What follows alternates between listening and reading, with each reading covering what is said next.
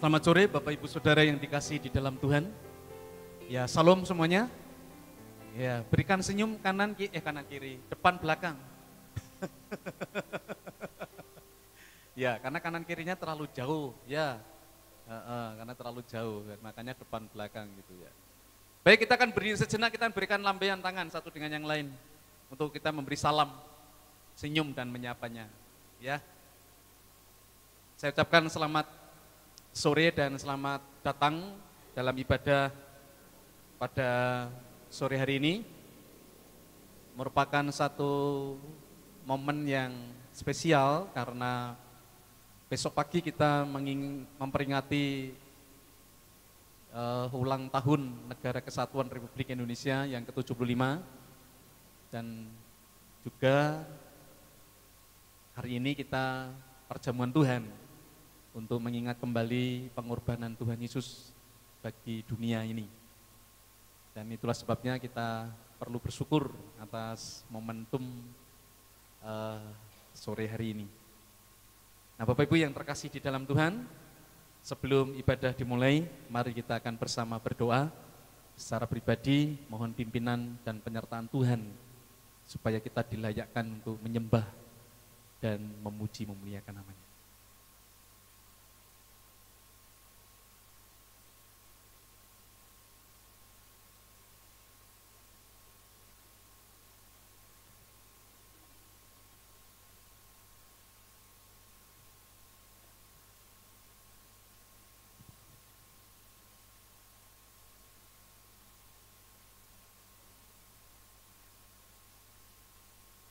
Karena begitu besar kasih Allah akan dunia ini, sehingga Ia telah mengaruniakan anaknya yang tunggal, supaya setiap orang yang percaya kepadanya tidak binasa, melainkan beroleh hidup yang kekal. Aku berkata kepadamu, sesungguhnya barang siapa mendengar perkataanku dan percaya kepada Dia yang mengutus aku, ia mempunyai hidup yang kekal dan tidak turut dihukum, sebab ia sudah pindah dari dalam maut ke dalam hidup. Domba-dombaku mendengar suaraku dan aku mengenal mereka dan mereka mengikut aku. Dan aku memberikan hidup yang kekal kepada mereka dan mereka pasti tidak akan binasa sampai selama-lamanya. Dan seorang pun tidak akan merebut mereka dari tanganku. Diberkatilah kita sekalian dan membuka ibadah sore hari ini dalam segala berkat anugerah, kasih dan karunia, cintanya Allah Bapa Tuhan kita Yesus Kristus dan di dalam Tuhan Allah Roh Kudus. Amin. Selamat beribadah dan berbakti. Tuhan Yesus memberkati.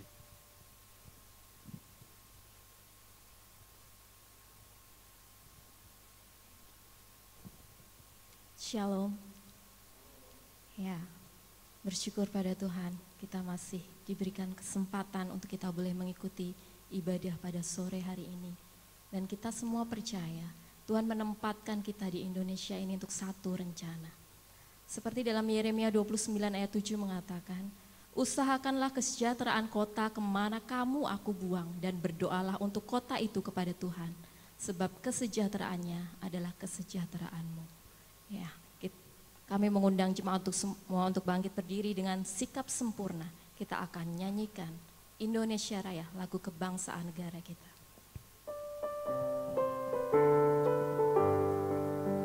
Indonesia tanah airku, tanah tumpah darahku, di sanalah aku berdiri, jadi pandu ibuku. Indonesia kebangsaanku, bangsa dan tanah airku, marilah kita bersatu.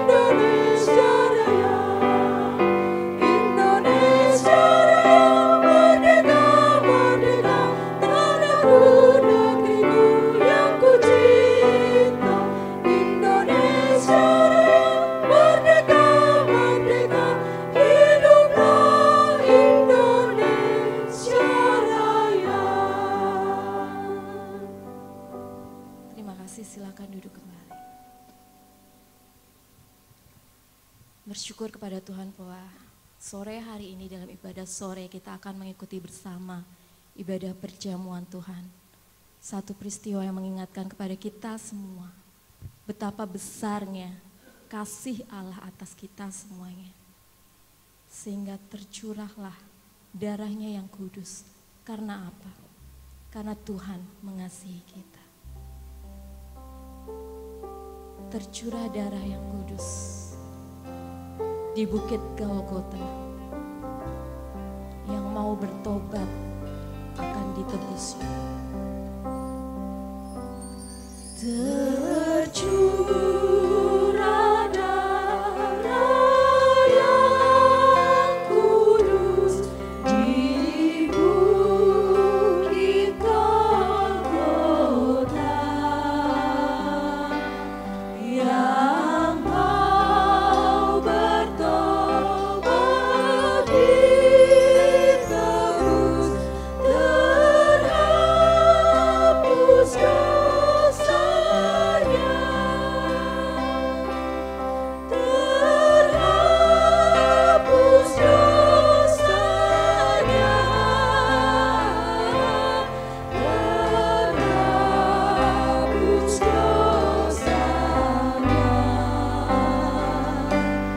yang mau bertobat ditebus, terhapus dosanya.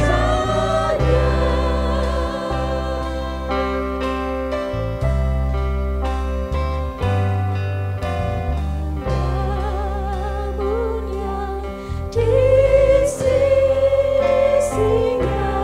diberi anugerah, dan aku yang penuh celah dibasuh darahnya, dibasuh darahnya, dibasuh darahnya, dan aku yang penuh celah dibasuh darahnya.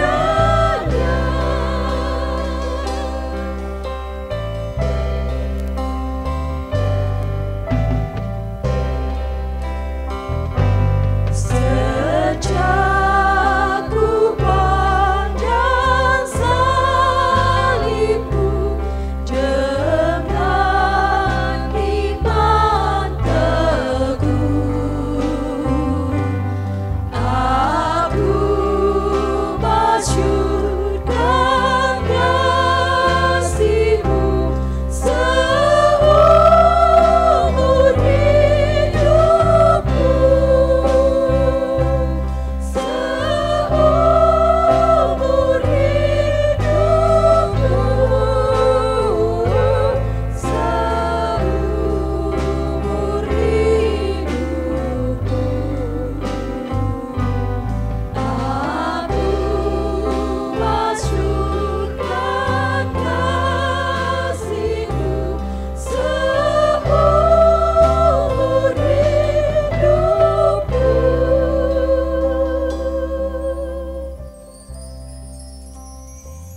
Ini kerinduan kami Tuhan. Memasyurkan Engkau seumur hidup kami. Terima kasih Tuhan Yesus, kasih-Mu yang sungguh luar biasa atas setiap kami. Terima kasih bahkan untuk hari ini kami masih ada. Semua karena berkat anugerah Tuhan atas kami semua. Dan Tuhan, kami bersyukur sore hari ini kami boleh ada di tempat ini. Kami rindu Tuhan, kami boleh memuji, memuliakan nama-Mu. Dan Tuhan, kalau nanti pun kami akan mengikuti perjamuan kudus, layakkan kami Bapa. Ampunkan segala dosa yang menghalang kami untuk datang kepada Tuhan. Yesus yang baik, kami serahkan setiap kami yang boleh ambil bagian dalam ibadah sore hari ini. Mampukan kami untuk kami boleh melayani Engkau dengan sepenuh hati kami. Dan untuk setiap jemaat-Mu, urapi setiap kami dengan Roh Kudus-Mu Tuhan. Bentuk kami dan beri kami mengerti akan kehendak Tuhan dalam kehidupan kami. Kami serahkan Tuhan sepenuhnya ibadah kami hanya dalam kuasa Tuhan kami Yesus Kristus. Haleluya. Amin. Ya, kita akan terus bersuka cita bersama. Kita akan bawa korban syukur kita, persembahan kita kepada Tuhan. Karena kasih-Nya yang luar biasa, kuasa darah-Nya yang menjadikan kita lebih dari seorang pemenang. Kami undang jemaat untuk bangkit berdiri bersama-sama.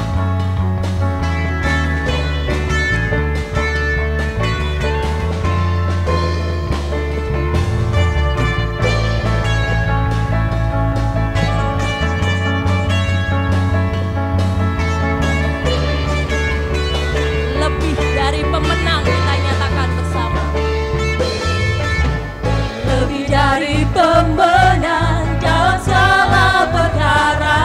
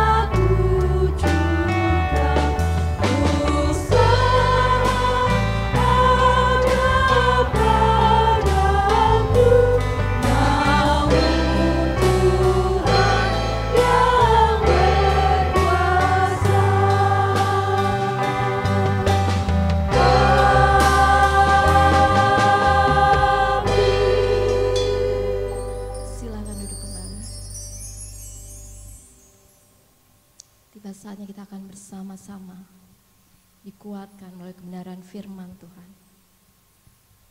Firman yang senantiasa berkata, Tuhan selalu beserta dengan kita, menguatkan roh dan jiwa kita.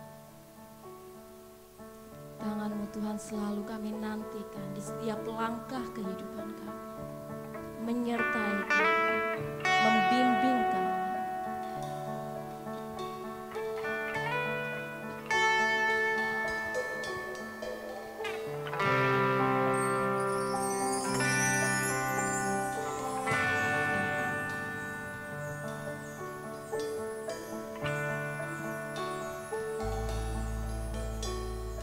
Firman-Mu berkata Kau besertaku, maka kuat roh dan jiwaku. Tangan-Mu Tuhan selalu ku nantikan, di setiap langkah ku percaya. Firman-Mu berkata, Kau beserta. Firman-Mu berkata Kau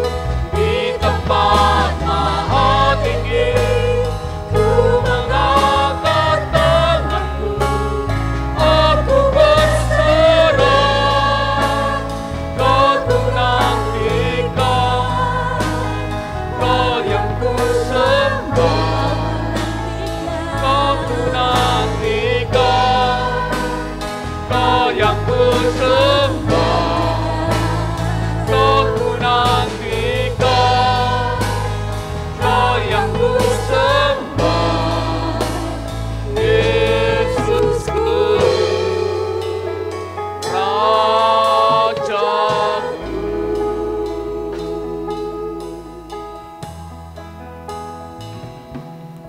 Bapa di surga, terpujilah Engkau kekal selamanya. Saat terindah kami bersimpuh di bawah kaki-Mu, mendengar Engkau berbicara kepada kami, dan biarlah kami tanggalkan segala sesuatu yang merintangi kami untuk menikmati waktu yang indah, untuk mendengar Engkau berbicara kepada kami. Engkau sudah mendengar puji-pujian kami, Engkau sudah mendengar doa kami. Sekarang waktunya kami mendengar suara-Mu. Berbicaralah kepada kami dengan jelas, kuasai ruangan hati dan pikiran kami, jiwa dan roh kami di dalam pimpinan-Mu ya Roh Kudus, supaya jangan ada kuasa manapun yang akan mencuri sabda firman-Mu. Supaya kami semua boleh diperlengkapi hidup kami dengan baik, dan melalui hidup ini, nama Tuhan dipermuliakan. Sembunyikan hamba berdiri di balik salib-Mu, hanya Engkau yang dimuliakan dan diagungkan dan ditinggikan. Terima kasih Bapa. Inilah doa kami, di dalam nama Tuhan Yesus kami berdoa. Haleluya. Amin. Ya. Salam semuanya. Ya, terpujilah Allah dan Tuhan kita di dalam Kristus Yesus kekal untuk selama-lamanya. Nats pada sore hari ini, baik berkenaan dengan hari kemerdekaan, tetapi juga berkenaan dengan kita mengingat kembali pengorbanan Yesus, ya, kematiannya di kayu salib, yang sudah membenarkan orang-orang yang percaya di dalam Dia, ya, membenarkan. Jadi kalau kata membenarkan itu berarti bahwasanya kita ini pada posisi yang salah sebenarnya, ya, pada posisi yang salah. Salah kenapa? Karena dosa, ya, karena dosa. Dan Alkitab selalu mengingatkan kita semua bahwa manusia sudah jatuh dalam dosa. Ya, semua manusia, tidak ada yang terkecuali. Ya, tidak ada yang terkecuali. Semua manusia sudah jatuh dalam dosa. Pagi tadi saya sedikit menyinggung ketika 2 hari yang lalu saya mendengar berita, ya, hostnya mengatakan bahwa kenapa di negeri ini selalu ada setiap hari kejahatan. Padahal sudah dibuat undang-undang sedemikian rupa, ya, baik pejabatnya, ASN-nya, ya, aparatus negara itu, ya, gajinya bahkan sudah dinaikkan, gitu ya. Ya ada aja masih kejahatan, gitu kan. Dan juga undang-undang kriminal dan sebagainya dan seterusnya sudah diperketat sedemikian rupa. Kenapa masih ada saja yang kejahatan di negeri ini? Itulah realita bahwa manusia sudah jatuh dalam dosa. Ya, itu baru yang diekspos, ya kan? Itu yang baru diekspos, yang tidak diekspos. Ya, bahkan kita sendiri, misalnya dalam berkata, dalam perkataan, berbohong itu aja sudah merupakan dosa. Nggak ada yang namanya bohong demi kebaikan. Ya, itu tidak ada. Ya, tidak ada.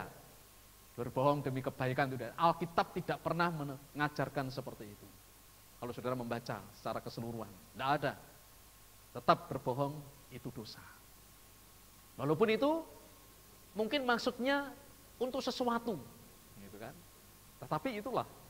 Nah, itulah yang menjadi satu realita bahwa manusia ini sudah jatuh dalam dosa. Tetapi ketika percaya kepada Tuhan Yesus, dibenarkan hidupnya. Artinya dimurnikan kembali fitri, ya. Fitri sekali untuk selamanya. Ya. Bukan tiap tahun sekali fitri, enggak. Ya, sekali kita percaya pada Tuhan Yesus, itulah fitri selamanya. Amin. Ya, suci selamanya, dibenarkan untuk selamanya. Nah, dasar nats hari ini dari Roma pasal 5 ayat 12 sampai 21. Saya akan bacakan dengan cepat saja. Saudara bisa membaca bersama dengan saya sesuai dengan kemampuan saudara kecepatannya, tapi saya akan membacanya bersama.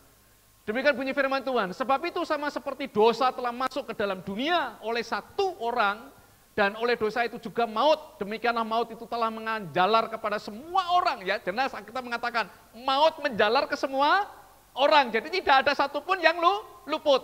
Karena semua orang telah berbuat apa? Dosa. Sebab sebelum hukum Taurat telah ada dosa di dunia. Tetapi dosa itu tidak diperhitungkan kalau tidak ada hukum Taurat. Sesungguhnya demikian, maut telah berkuasa dari zaman Adam sampai pada zaman Musa juga atas mereka yang tidak berbuat dosa dengan cara yang sama seperti telah dibuat oleh Adam, yang adalah gambaran Dia yang akan datang. Tetapi karunia Allah tidaklah sama dengan pelanggaran Adam. Sebab jika karena pelanggaran satu orang semua orang telah jatuh ke dalam kuasa maut, jauh lebih besar lagi kasih karunia Allah dalam karunianya yang dilimpahkannya di atas semua orang karena satu orang yaitu Yesus Kristus. Dan kasih karunia tidak berimbangan dengan dosa satu orang. Sebab penghakiman atas satu pelanggaran itu telah mengakibatkan penghukuman, tetapi penganugerahan karunia atas banyak pelanggaran itu mengakibatkan pembenaran. Sebab jika oleh dosa satu orang, maut telah berkuasa oleh satu orang itu, maka lebih benar lagi mereka yang telah menerima kelimpahan kasih karunia dan anugerah kebenaran akan hidup dan berkuasa oleh karena satu orang itu, yaitu Yesus Kristus. Sebab itu, sama seperti oleh satu pelanggaran semua orang beroleh penghukuman, demikian pula oleh satu perbuatan kebenaran semua orang beroleh pembenaran untuk hidup. Jadi sama seperti oleh ketidaktaatan satu orang, semua orang telah menjadi orang berdosa. Demikian pula oleh ketaatan satu orang, semua orang menjadi orang benar. Tetapi hukum Taurat ditambahkan supaya pelanggaran menjadi semakin banyak, dan di mana dosa bertambah banyak, di sana kasih karunia menjadi berlimpah-limpah, supaya sama seperti dosa berkuasa dalam alam maut, demikian kasih karunia akan berkuasa oleh kebenaran untuk hidup yang kekal oleh Yesus Kristus Tuhan kita. Amin. Judul khotbah hari ini adalah hasil pembenaran karena iman. Hasil pembenaran karena iman. Bapak Ibu terkasih di dalam Tuhan, seperti dari apa yang dikatakan dalam Alkitab hari ini, bahwasanya tidak ada seorang pun yang dibenarkan di hadapan Allah karena perbuatannya, atau karena jasanya, atau karena hartanya. Tidak ada satupun orang manusia dalam dunia ini yang dibenarkan di hadapan Allah karena perbuatan, atau jasa, atau hartanya. Sebab semua manusia telah jatuh ke dalam dosa dan telah kehilangan kemuliaan Allah. Itulah sebabnya dosa merusak citra Allah dalam diri manusia. Citra itu kemuliaan. Ya, menggambarkan satu hubungan kepada satu penciptanya. Sama seperti begini Bapak Ibu, saya menggambarkan begini. Hubungan seperti anak dengan orang tua. Anak itu mencerminkan citra dari orang tua. Makanya coba kalau misalnya ada orang, ketika kita melihat anak kita ini baik, ketika anak kita ini berhasil gitu ya. Wah, anakmu luar biasa ya. Gitu. Tetapi ketika anaknya berbanding balik dengan keadaan yang tidak baik, wah, ya sudah, orang tua ya ikut kena pulutnya, gitu. Orang melu nongkone, nggak makan nongkone, kena pulute. Nah itu seperti itu, yang dinamakan kemuliaan, yang dinamakan citra. Jadi citra manusia rusak oleh karena dosa. Ya, oleh karena dosa. Dosa telah membuat manusia terpisah dengan Allah. Karena itu Bapak Ibu yang terkasih dalam Tuhan, jika manusia dibenarkan di hadapan Allah, itu hanya karena kasih karunia-Nya kepada manusia. Yang mau menyambut di dalam iman kepada Kristus Tuhan. Karena tidak ada pribadi yang lain, tidak ada nama yang lain di kolong langit ini yang namanya kepadanya dikaruniakan keselamatan kecuali di dalam Kristus Yesus. Dan itu yang disampaikan oleh para rasul. Ya, kasih khotbah saya beberapa minggu yang lalu berbicara tentang kisah para rasul turunnya Roh Kudus, dan rasul-rasul menyatakan bahwa tidak ada di bawah kolong langit, di bawah bumi ini yang kepadanya nama dikaruniakan dan di dalam namanya ada keselamatan kecuali hanya di dalam nama Kristus Tuhan. Artinya memang satu pribadi bagi perantara semua manusia yang berdosa ini supaya mengalami pembenaran di hadapan Allah, pendamaian dengan Tuhan. Yang menjadi pertanyaannya adalah, apa hasil dari pembenaran itu? Apa hasilnya kalau saudara dan saya sudah dibenarkan di dalam Tuhan? Karena imannya di dalam Kristus Yesus. Apa hasilnya? Jadi kalau saudara dan saya sudah dibenarkan di dalam Tuhan karena percaya kepada Sang Kristus Yesus, selain itu tidak ada, ya, selain itu tidak ada pribadi yang bisa menyelamatkan kecuali hanya pribadi Tuhan Yesus Kristus. Apa hasilnya kalau saudara dan saya dibenarkan? Yang pertama adalah memiliki apa? Hidup. Ya, memiliki hidup. Bapak Ibu yang terkasih di dalam Tuhan, hampir setiap orang sangat menghargai hidup. Hampir setiap orang sangat menghargai hidup. Apa artinya seseorang memiliki segalanya tetapi hidupnya dalam maut?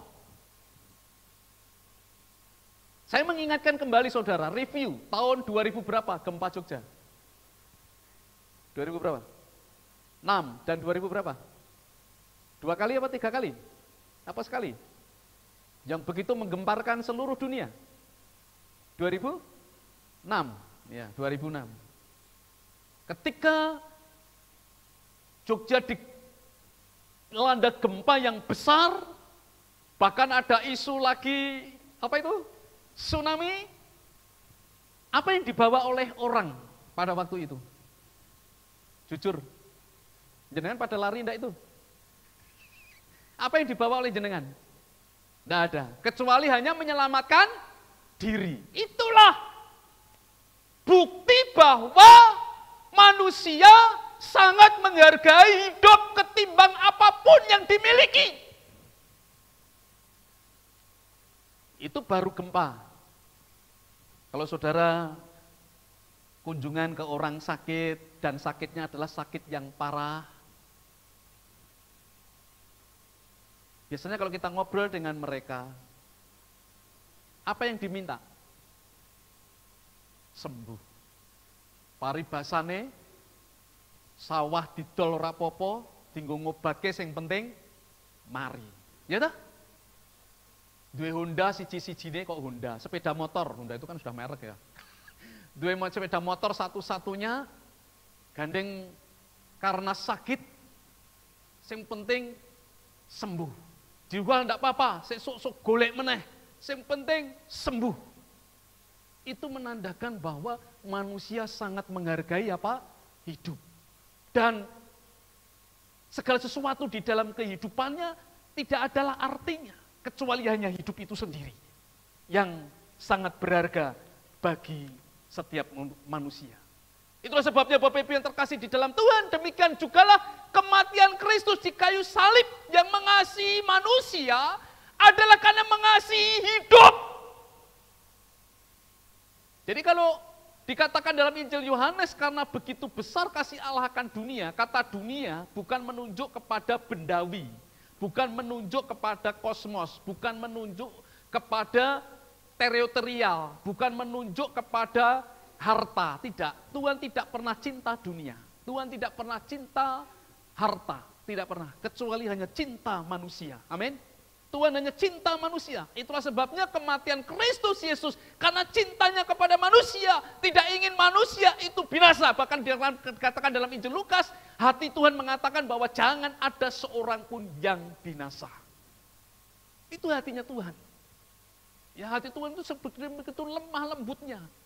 Walaupun dalam mendidiknya, dalam mengingatkannya, begitu seperti murka yang besar. Tapi sebenarnya murka Allah itu bukan menjadi satu tujuan. Saya mencoba mengutip yang dikatakan Bu Wati ya. Jadi murka itu bukan menjadi tujuan dalam hidup manusia. Bukan. Murka itu hanya sebagai peringatan, sebagai alat untuk mengingatkan manusia betapa cintanya Allah kepada manusia. Sama seperti saudara dengan anak. Ketika saudara mendidik dengan anak, suatu saat harus perlu dengan keras. Apa saudara tujuannya harus selalu keras gitu? Apa saudara tujuannya ingin melukai anak? Enggak kan? Enggak, karena cintanya jangan sampai kamu tuh nanti rugi ke depannya, gitu kan? Dan seterusnya, karena itu bentuk cintanya, kasihnya. Begitu pula dengan Allah dalam kehidupan kita di dalam Kristus Yesus. Mengapa demikian? Pertanyaannya. Mengapa Allah mengasihi manusia hidup manusia karena manusia sudah dikuasai oleh dosa dan manusia tidak bisa melepaskan diri dari maut. Manusia tidak bisa membereskan dosanya sendiri. Itu yang menjadi alasan. Manusia tidak bisa membereskan dosanya sendiri. Benih dosa itu selalu masih ada. Kentara atau tidak kentara, benih dosa itu masih ada. Ayat 12-14 firman Tuhan mengatakan, sebab itu sama seperti dosa telah masuk ke dalam dunia oleh satu orang, dan oleh dosa itu juga maut. Demikianlah maut itu telah menjalar kepada semua orang, karena semua orang telah berbuat dosa. Sebab sebelum hukum Taurat ada, telah ada dosa di dunia. Tetapi dosa itu tidak diperhitungkan kalau tidak ada hukum Taurat. Sungguh pun demikian, maut telah berkuasa dari zaman Adam sampai kepada zaman Musa juga atas mereka. Nah, ini menjadi satu kenyataan realita bahwa maut telah menguasai manusia. Sehingga tidak ada seorang pun yang bisa melepaskan diri dari maut. Ini yang menjadi alasan kenapa Kristus Tuhan mau mati di kayu salib. Tidak lain karena supaya setiap orang memiliki hidup. Yang percaya kepadanya memiliki hidup. Makanya pujian satu yang ini kan mengingatkan begini ya kepada kita semua.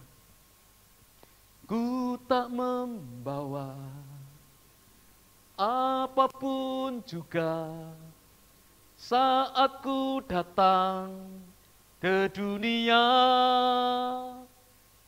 Ku tinggal semua pada akhirnya. Ada yang dibawa? Yang jenengan cari, yang saya cari ketekuk keringkel siang malam pagi sore, rumah gedong, mobil mewah, sawah sak hektar, luweh 10 hektar, apapun itu ketika saudara dan saya harus kembali kepada Bapa, tidak ada satupun yang kita bawa. Kecuali hidup. Kecuali hidup. Itulah sebabnya seorang yang mengalami kehidupan di dalam Kristus Tuhan, mengalami sebuah transformasi hidup yang semakin dalam pengalaman dengan Tuhan, cintanya kepada Tuhan, levelnya semakin naik. Dan cintanya kepada Tuhan, levelnya semakin turun. Makanya Rasul Paulus mengatakan apa? Segala sesuatu yang ada padaku, semuanya kuanggap apa? Sampah. Karena pengenalanku kepada Kristus lebih daripada segalanya. Kalau aku hidup, hidup bagi Tuhan. Kalau aku mati, keuntungan. Itu filosofinya. Bukan berarti kita kemudian sembarangan hidup. Justru ketika kita menghargai hidup, malah justru kita akan melakukan sesuatu yang benar. Tapi kalau kita cinta kepada dunia, Allah justru sebaliknya. Orang akan jatuh ke dalam kejahatan. Kalau kita mencintai hidup, justru sebaliknya. Kita akan menata kehidupan kita dengan baik untuk menghasilkan karya yang baik. Tetapi sebaliknya, kalau cinta kepada dunia, hasilnya adalah kejahatan. Makanya dalam surat Yakobus dikatakan apa? Akar dari segala kejahatan adalah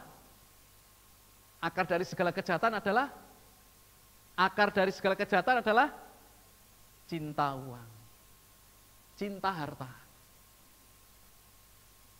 Makanya jangan heran kalau kita melihat di media, orangnya kelihatannya sudah punya segala-galanya kok ijek korupsi ya. Ya itulah cintanya kepada dunia, bukan cinta hidup. Kalau orang mencintai hidup, dia akan menata hidupnya dengan benar. Karena itulah kita perhatikan di sini bahwasanya kalau Sang Kristus mau mati bagi dunia ini, supaya setiap orang yang percaya kepadanya memiliki hidup. Itu sebenarnya dikatakan dalam ayat yang ke-15, firman Tuhan mengatakan, tetapi karunia Allah tidaklah sama dengan pelanggaran Adam. Sebab jika karena pelanggaran satu orang, semua orang telah jatuh di dalam kuasa maut, jauh lebih besar lagi kasih karunia Allah dan karunia-Nya yang dilimpahkannya atas semua orang karena satu orang, yaitu Yesus Kristus. Supaya setiap orang memiliki hidup. Karena itu Bapak Ibu yang terkasih dalam Tuhan, jangan sia-siakan hidup Anda, hidup kita, selagi Tuhan masih memberi kesempatan untuk kita hidup saat sekarang ini. Jangan sia-siakan. Waktu itu singkat. Ya, waktu itu singkat. Bahkan saya seringkali mengingatkan kepada saudara, maut itu dekat dengan kita. Tidak jauh, maut itu dekat dengan kita. Tidak usah nunggu kalau kita tua. Tidak usah nunggu kalau kita sakit. Sehat pun bisa suatu saat maut itu menjemput. Karena terlalu dekat dengan kita. Karena itu jangan sia-siakan hidup yang sudah Anda miliki di dalam Kristus Yesus. Pergunakan hidup Anda untuk kemuliaan nama Tuhan. Selagi saudara menghargai hidup yang Tuhan anugerahkan hidup itu kepada Anda, hiduplah bagi Tuhan dalam setiap langkah kita yang Tuhan percayakan atas segala sesuatu yang terbaik. Jangan sia-siakan hidup Anda. Itu yang pertama. Alasan atau hasil dari pembenaran, yaitu memiliki hidup. Yang kedua, dibenarkan. Hasil dari pembenaran adalah hidup dibenarkan. Bapak Ibu yang terkasih dalam Tuhan, pertanyaan saya yang perlu kita renungkan bersama. Jujur dalam hati. Bagaimana perasaan saudara jika kesalahan masa lalu Anda diungkit oleh orang lain? Dijawab aja dalam hati, tidak usah bersuara. Saya tahu, pasti jawabannya ngerti aku. Ya kan? Gitu ya. Sakitnya tuh di sini gitu ya. Iya, lah dipikir baik. Jadi pikiran toh. Sakitnya tuh di sini. Ya, gitu ya. Tentunya tidak enak kalau kesalahan masa lalu itu diungkit. Ya, tidak seperti itu. Nah, itulah Bapak Ibu yang terkasih di dalam Tuhan. Tetapi tidaklah demikian dengan kasih karunia Allah. Kasih karunia Allah menutupi pelanggaran dan dosa manusia. Dosa masa lalumu, dosa masa kini, dosa masa yang akan datang yang belum saudara lakukan, yang saudara tidak tahu. Semua sudah ditutup di dalam darahnya yang kudus. Itulah sebabnya dikatakan bahwa orang yang mati tersalib dikatakan adalah sebagai pribadi yang terkutuk. Dan Yesus mengambil kutuk itu supaya apa? Setiap orang yang percaya kepadanya tidak lagi di bawah kutuk. Bahkan Mazmur Daud sendiri menuliskannya itu di dalam Mazmur 32.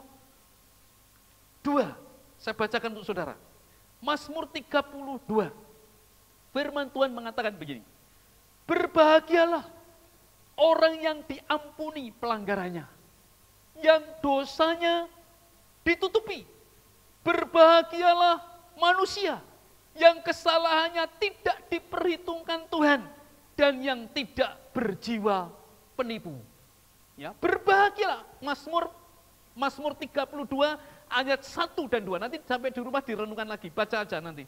Berbahagialah orang yang diampuni pelanggarannya, yang dosanya ditutupi.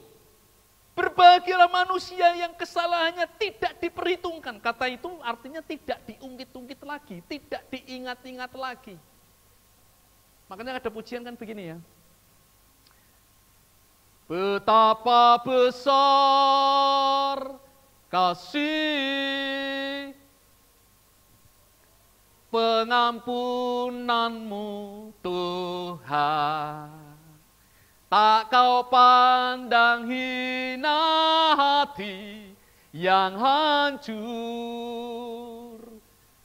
Betapa besar ku berterima kasih kepadamu ya Tuhan.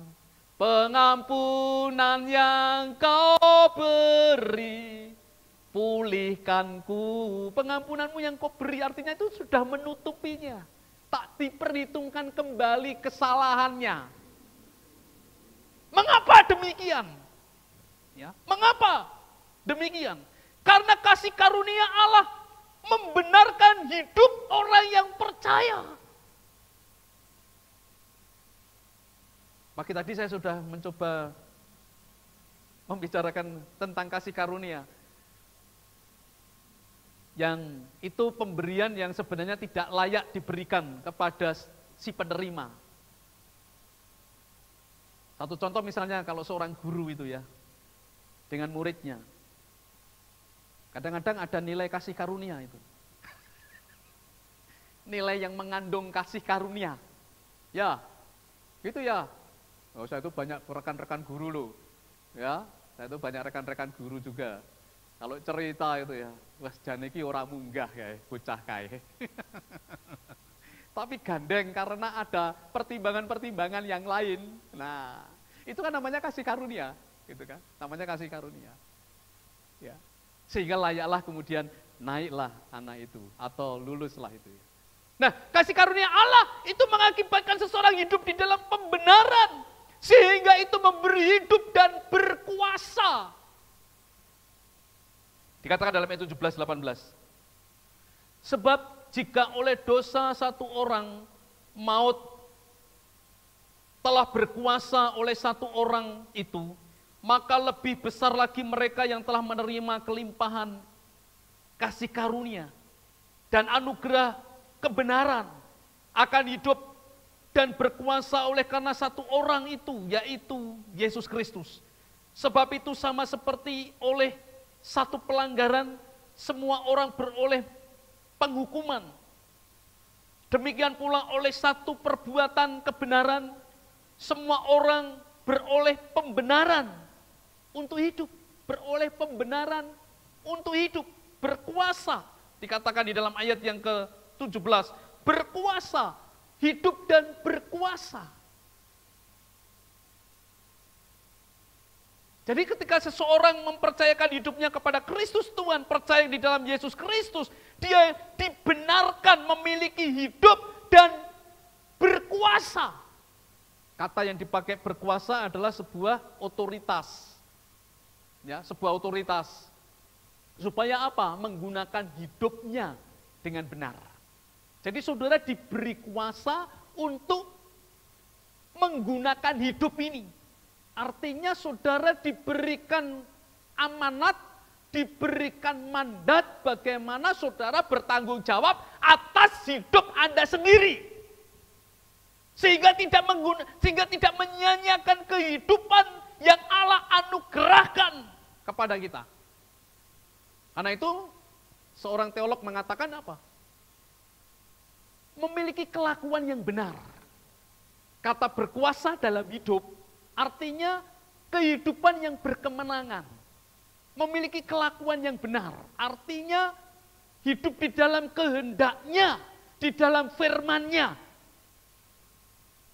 Itulah sebabnya kan orang Kristen itu kan bertentangan di dalam nuraninya. Di satu sisi selalu ingin baik, tapi kadangkala di satu sisi juga ya bertentangan dengan firman sehingga seperti bentrok di dalam dirinya. Nah ini yang dikatakan oleh Hodges. Berkuasa dalam hidup artinya kehidupan yang berkemenangan. Dalam setiap hal yang kita jalani di dalam kehidupan panggilan ini.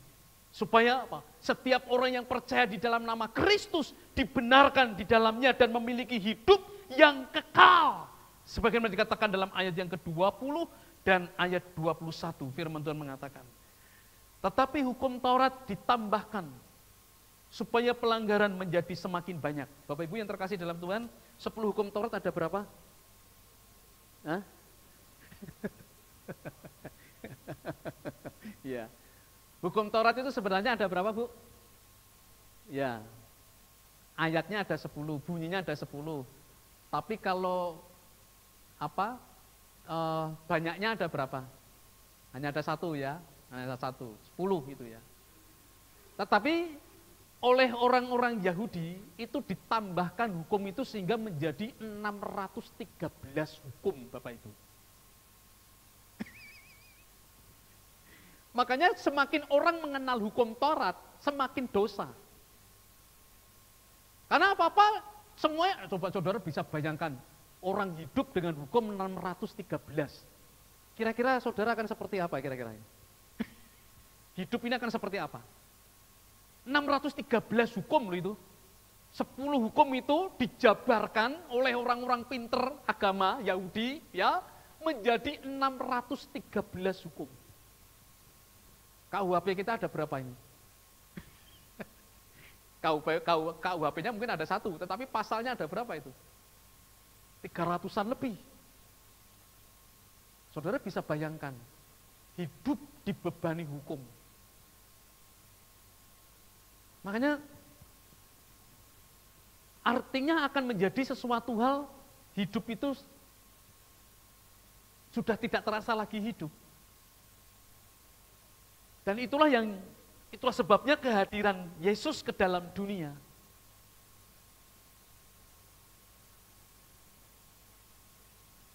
Menyempurnakan, menjadi pelengkap dari hukum Taurat itu sendiri.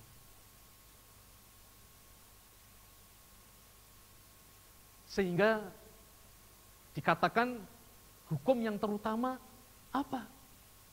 Kasihilah Tuhan dan kasihilah sesama. Disederhanakan oleh Tuhan. Dari 613 disederhanakan oleh Tuhan. Hanya 2, kasihilah Tuhanmu dan kasihilah sesamamu. Hukumnya kasih. Nah, ini menjadi dasar dalam hidup orang percaya. Hidup yang kekal. Ini bukan lagi moga-moga, enggak, tetapi hukum pasti. Hasil dari pembenaran, hidup dibenarkan sehingga memiliki hidup yang kekal. Karena itu jangan sia-siakan Bapak Ibu. Waktu saudara dan saya itu injury time kalau saya mengatakan. Injury time. Kenapa demikian? Kalau kita melihat dari histori dari kasihnya Allah akan dunia ini, hanya tinggal 1 poin saja. Ya, Allah sudah datang ke dalam dunia, sudah melayani, ya, sudah menderita, sudah mati, sudah bangkit, sudah naik ke surga, dan tinggal hanya 1 poin saja, kedatangannya yang kedua kali. Dan kedatangan yang kedua kali bisa berbicara secara universal, dunia ini hancur, tetapi juga bisa kedatangan yang kedua kali bersifat personal. Ketika saudara dan saya, entah waktu kapan, kita tidak tahu, dipanggil oleh Tuhan. Waktu kita ini injury time, waktu yang sangat krusial. Karena itu Bapak Ibu yang terkasih di dalam Tuhan, hidup kekal bukanlah usaha manusia, atau karena keagamaan, melainkan hanya karena kasih karunia Allah di dalam Kristus Yesus. Sebab itu, pergunakan hidup Anda selagi diberi kesempatan oleh Tuhan. Hargai hidup itu dengan sebaik-baiknya. Adakah perkara dalam hidup Anda yang belum mengalami pendamaian dengan Allah? Selagi masih diberi waktu, kesempatan oleh Tuhan, segeralah berdamai dengan Tuhan melalui imanmu di dalam Kristus Yesus. Sebagai kesimpulannya, kematian Kristus sudah cukup menyelesaikan dosa manusia. Kematian Kristus sudah cukup menyelesaikan dosa Anda. Jangan ditambah-tambah yang lain. Kematian Kristus sudah cukup menyelesaikan. Itulah sebabnya jangan ingkari iman Anda. Tetaplah maju bersama dengan Tuhan, sesulit apapun, sesukar apapun. Supaya kita bisa mengakhiri pertandingan kita dengan baik. Tidak ada cara dan perbuatan manusia bisa bebas dari murka Allah. kecuali jika Anda harus menerima Kristus Tuhan sebagai juru selamat secara pribadi. Iman Anda di dalam Kristus Tuhan itu yang menghasilkan buahnya, yaitu memiliki hidup dan dibenarkan di hadapan Allah. Tuhan memberkati saudara semuanya.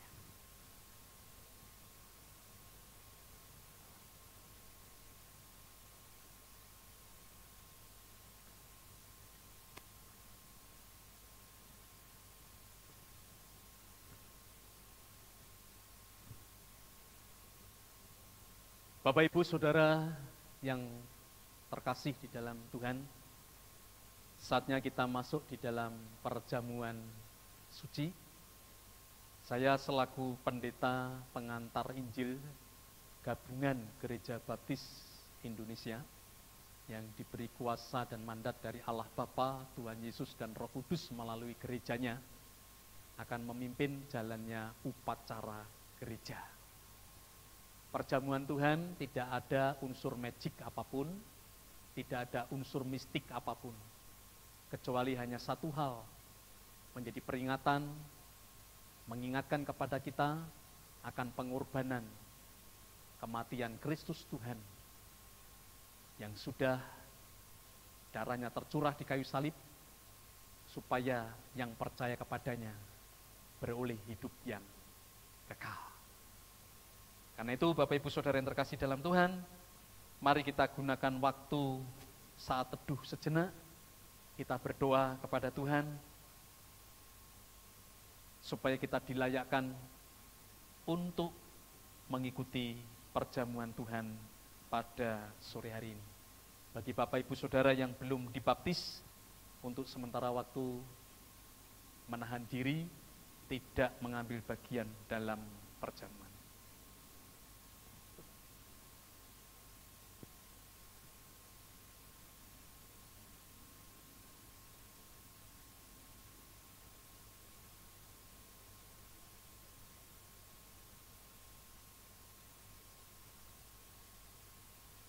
Jadi barang siapa dengan cara yang tidak layak makan roti dan minum cawan Tuhan, ia berdosa terhadap tubuh dan darah Tuhan.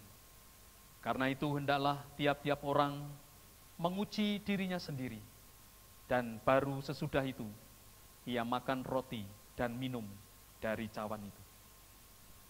Terpujilah Engkau, Allah yang Maha Besar, yang sudah menghambakan diri menjadi manusia sejati, melayani, menderita, mati di kayu salib, bangkit hidup dari antara orang mati, dan naik ke surga yang kami tunggu kedatangannya yang kedua kali di dalam Kristus Yesus. Kami datang ke hadirat-Mu Tuhan, menaikkan segala ucapan syukur kami, karena pengorbanan-Mu yang melayakkan kami orang yang berdosa. Engkau sudah limpahkan hidup bagi kami, kasih karunia, anugerah yang terbesar. Dan saatnya kami akan masuk di dalam ibadat, masuk di dalam perjamuan suci. Kuduskan kami, hidup kami, supaya berkenan kepadamu ya Tuhan. Kami menyerahkan sepenuhnya upacara gereja perjamuan suci hanya di dalam nama Tuhan Yesus. Kami berdoa dan bersyukur. Haleluya. Amin.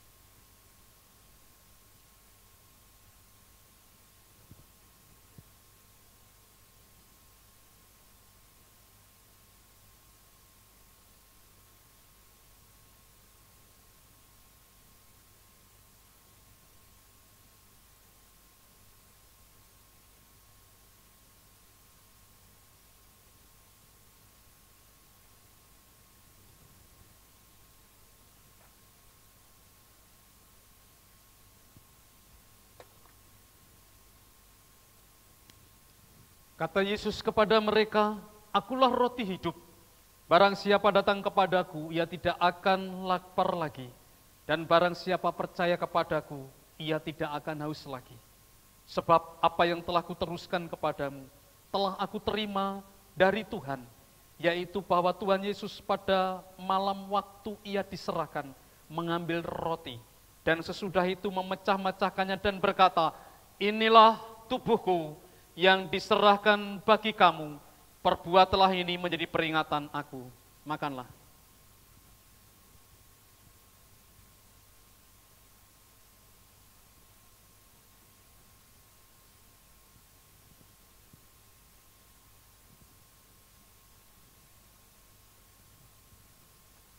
Akulah pokok anggur dan kamulah ranting-rantingnya.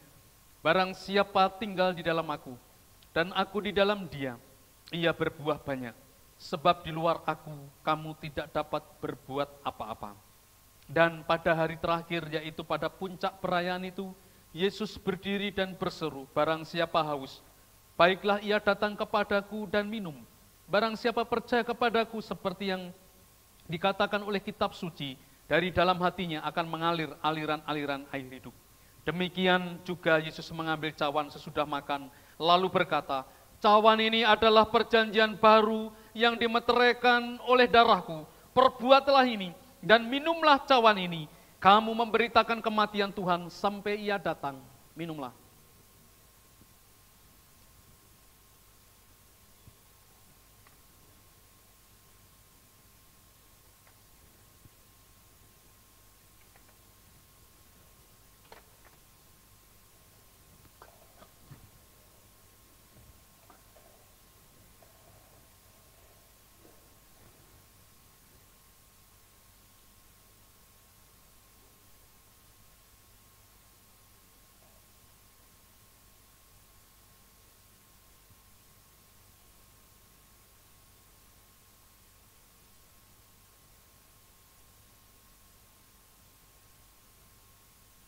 Mari kita akan berdiri bersama-sama. Terpujilah Engkau, Allah yang Maha Besar, yang kami sembah di dalam Tuhan Yesus, yang sudah mau mati bagi dunia ini, supaya setiap orang yang percaya kepadamu tidak binasa, melainkan beroleh hidup yang kekal. Dan saat ini kami berdoa untuk Indonesia, biarlah keselamatan ada di Indonesia, di negeri tercinta yang kami ada tinggal di tempat ini. Karena kesejahteraan negeri ini adalah kesejahteraan kami. Kami percayakan negeri kami Tuhan dengan segala problematika bangsa yang besar ini, yang saat ini sedang mengalami krisis. Kami percaya Tuhan, Engkau mengasihi bangsa ini, Engkau memulihkan bangsa ini, karena kami percaya bahwa bangsa ini masih ada di hatimu, di tanganmu dan di matamu Tuhan. Pakai kami sebagai warga negara, akan menjadi warga negara yang baik untuk membangun negeri ini, sesuai dengan karunia, talenta yang Allah sudah percayakan kepada kami semuanya.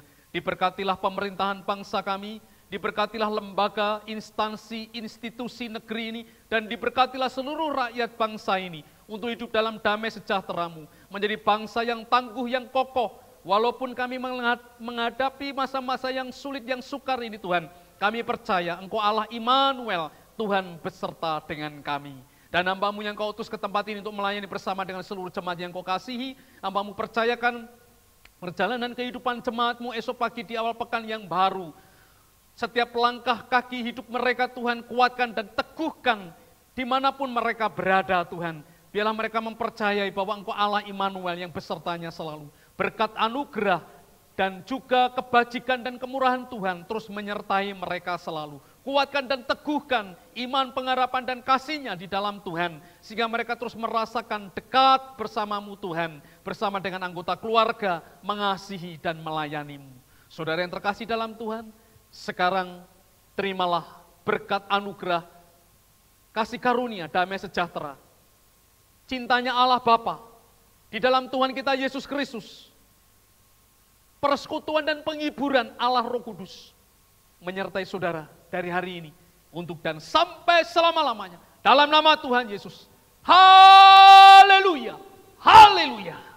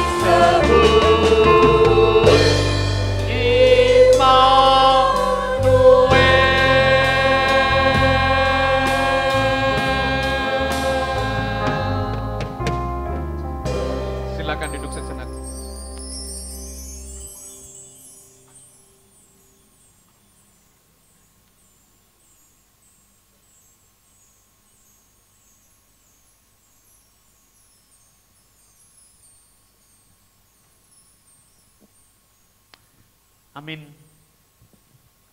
Selamat sore, selamat bertemu kembali minggu yang akan datang dan Tuhan Yesus memberkati.